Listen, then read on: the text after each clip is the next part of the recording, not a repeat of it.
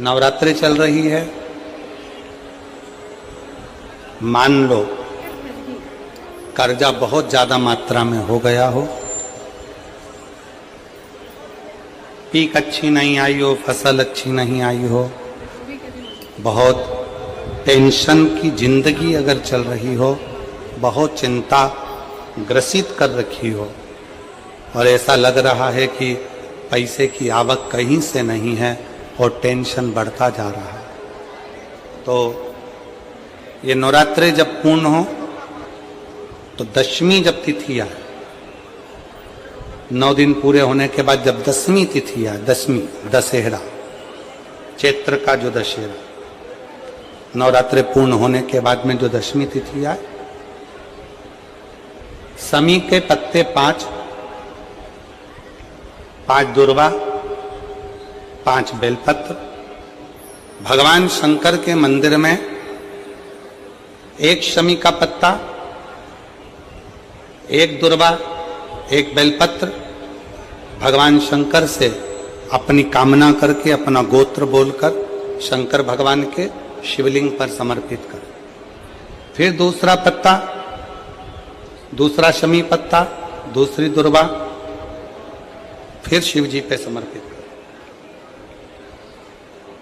5 पत्ते शमी के, 5 दुर्वा, 5 बेलपत्र, जो विजयदशमी चैत्र महीने की रहेगी, चैत्र महीने की जो दसवीं तिथि रहे नवरात्रि के बाद की, समर्पित कर कर 1 लोटा जल 3 बार शंकर जी को उसी जल से 3 बार समर्पित करें।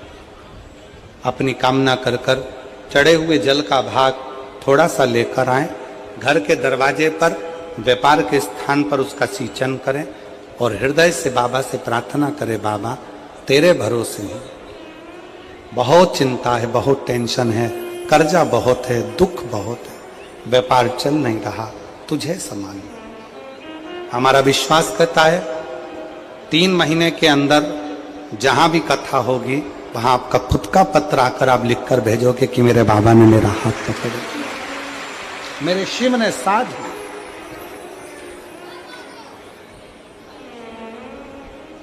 विजयदशमी पर शमी के पत्र की बड़ी महत्वता होती है।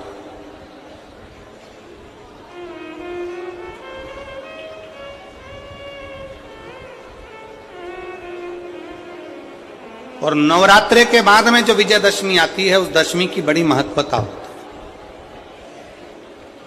धन की कामना के लिए, कार्य सिद्धता के लिए, भगवान शिव की अविरल भक्ति को प्राप्त करने के लिए शमी पत्र मूल होता है, मूल।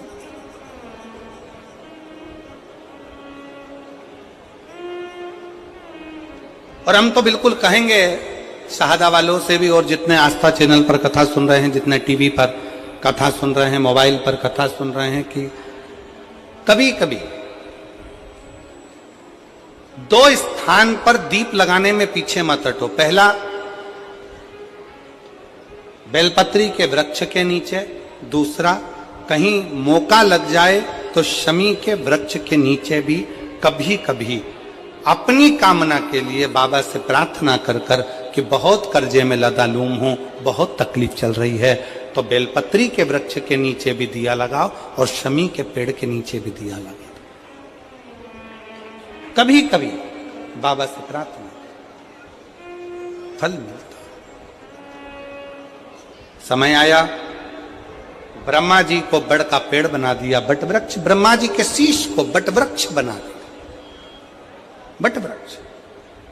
और फिर शिव कथा का वो भाव, भगवान शंकर, भगवान माता सती का त्याग और सती माता का भस्म होना और पार्वती के नाम से विख्यात होना और शंकर पार्वती का मंगल विवाह होने जा रहा है।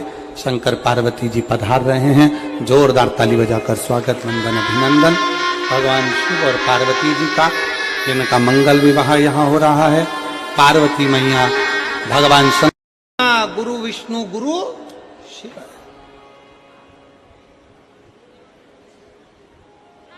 अब कहने वाले ने तो लिख दिया, इसको समझने वाला कैसे समझेगा?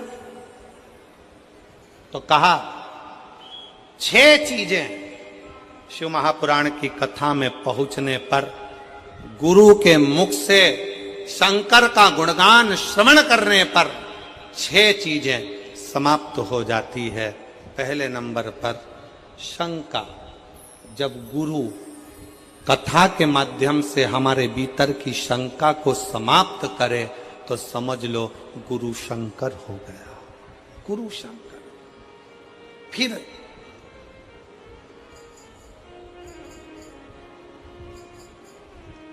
गुरु शिव महापुराण की कथा के माध्यम से आपके भीतर के मोह को भंग करे तो समझ लो कि गुरु मोहन हो गया। मोहन मिल गया। शंका गई शंकर मिला, मोह गया मोहन मिला। फिर कहा गुरु अपनी वाणी से शिव महापुराण के माध्यम से हमारे भीतर के विश्व को, हमारे भीतर के उस कटुता को, हमारे भीतर के विश्व को, क्रोध को समाप्त कर दे तो समझ लो कि विष्णु मिल गया। विष्णु। और गुरु हमारे भीतर के भ्रम को समाप्त कर दे तो समझ लो कि ब्रह्मा मिल गया। ब्रह्मा। और गुरु हमारे भीतर की दुर्गति को समाप्त कर दे तो समझ लो कि दुर्गा मिल गई। और गुरु हमारे भीतर के गुरूर को, हमारे भीतर के गुरूर को, हमारे भीतर के अभिमान को समाप्त कर दे तो समझ लो कि कोई गुरु मिल गया। इसलिए शिव महापुराण की कथा में इन 6 चीजों को वर्णन करते हुए कहा, शिव महापुराण की कथा में बैठने पर आपके भीतर की शंका, आपके भीतर का मोह, आपके भीतर का विष, आपके भीतर का भ्रम, आपके भीतर की दुर्गति, आपके भीतर का गुरूर, अहंकार समाप्त हो रहा है तो समझ लेना कि आपके भीतर शिव का निवास होते चले जा रहा है और शंकर आपके हृदय में विराजमान होते चले जा रहे। शिव बैठना।